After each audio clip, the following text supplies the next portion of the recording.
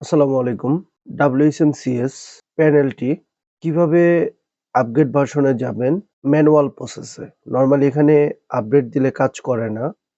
তো তাদের জন্য কিভাবে ম্যানুয়াল ভার্সনে আপগ্রেড করতে হয় আজকে সেটিই দেখাবো। তো আমাদের ক্লায়েন্টের রিকোয়েস্টে আমাদের ভিডিওগুলো করতে হয়। তো যাই হোক ক্লায়েন্টের প্যানেল থেকে আমরা ভিডিওগুলো করছি। একটা জিনিস WHMCS যদি আপনি আপগ্রেড করতে চান, আপনার কাছে যে ভার্সনটা ওল্ড ভার্সনের আপনার কারেন্ট ভার্সনের উপর রয়েছে সেটিতে আপগ্রেড করতে চাইলে আপনাকে প্রথমে যেটি করতে হবে, আপনার যে MySQL ডাটাবেস রয়েছে, আপনার MySQL ডাটাবেসটি অবশ্যই আগে ডাউনলোড করে নিতে হবে এবং ফাইল ম্যানেজার থেকে আপনার ব্যাকআপ যেটি রয়েছে, আপনার মেইনলি WHMCS এর যে ব্যাকআপটি রয়েছে সেই ব্যাকআপটি অবশ্যই আগে নিতে হবে। তো আমরা এখন একটা ব্যাকআপ নিয়ে নিব। তো এখন আমরা একটি ব্যাকআপ নিয়ে নিব এবং ব্যাকআপটি নেওয়ার পর আমরা সেই ব্যাকআপটি ডাউনলোড করে নিব। তো আমরা ফাইল ম্যানেজারের জিপ ফাইলের ব্যাকআপ নিয়ে নিব এবং আমাদের যে MySQL ডাটাবেস রয়েছে আমরা সেই ব্যাকআপ উইজার্ড থেকে আমরা ডাটাবেসের ব্যাকআপটি নিয়ে নিব। ওকে, আমরা দুটি ব্যাকআপ ডাউনলোড করে নিচ্ছি এবং আপনি যদি ভুলে যান যে আপনার MySQL ডাটাবেস কোনটি, সেক্ষেত্রে কনফিগারেশন ফাইলটি এডিট করে আপনি জাস্ট চেক করে দেখতে পারেন যে আপনার ডাটাবেস যেটি ডাউনলোড করলেন সেটি ঠিক আছে কিনা, কারণ আপনার পরবর্তী সময় এটি কাজে লাগতে পারে। আমাদের ডাটাবেস ডাউনলোড করাটি ঠিক আছে, আমাদের ফাইলটি ডাউনলোড হয়ে গেলে আমরা ফিরে আসছি। আচ্ছা, আমাদের ফাইলটি ডাউনলোড হয়ে গেছে।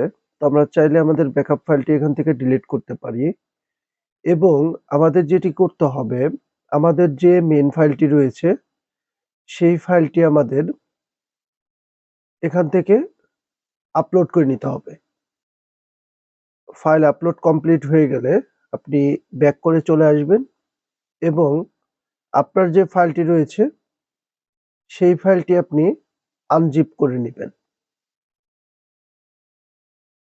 ফাইলটি আনজিপ হয়ে গেলে আপনার যে ডোমেইন রয়েছে domain.com, তারপর হচ্ছে আপনি লাস্ট ইনস্টল এই জিনিসটুকুতে ঢুকবেন নরমালি ইনস্টল করার জন্য। এটার ভার্সন 5 আর আপনি যেটা ব্যবহার করছেন 8.3.1। এখান থেকে আই অ্যাগ্রিতে ক্লিক করবেন, তারপর এখান থেকে কন্টিনিউতে ক্লিক করবেন। তো এখান থেকে আপনাকে ওয়ার্নিং দেওয়া হবে যে আপনি এটি ব্যাকআপ নিয়েছেন কিনা। অবশ্যই আমরা ফার্স্ট টাইম ব্যাকআপ নিয়েছিলাম।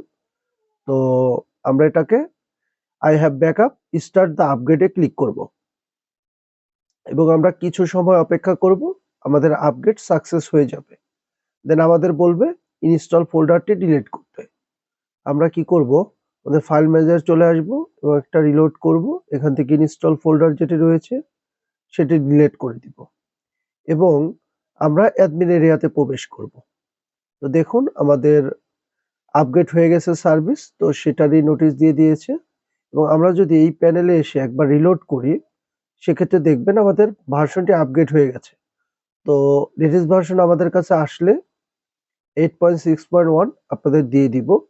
কোনো সমস্যা নেই, আমাদের হোয়াটসঅ্যাপে নক করবেন। ওকে, থ্যাংক ইউ সো মাচ। আশা করি সকলে বুঝতে পেরেছেন কিভাবে WHMCS টি ম্যানুয়ালি আপগ্রেড করতে হয়। সবাই ভালো থাকবেন, সুস্থ থাকবেন। আল্লাহ হাফেজ।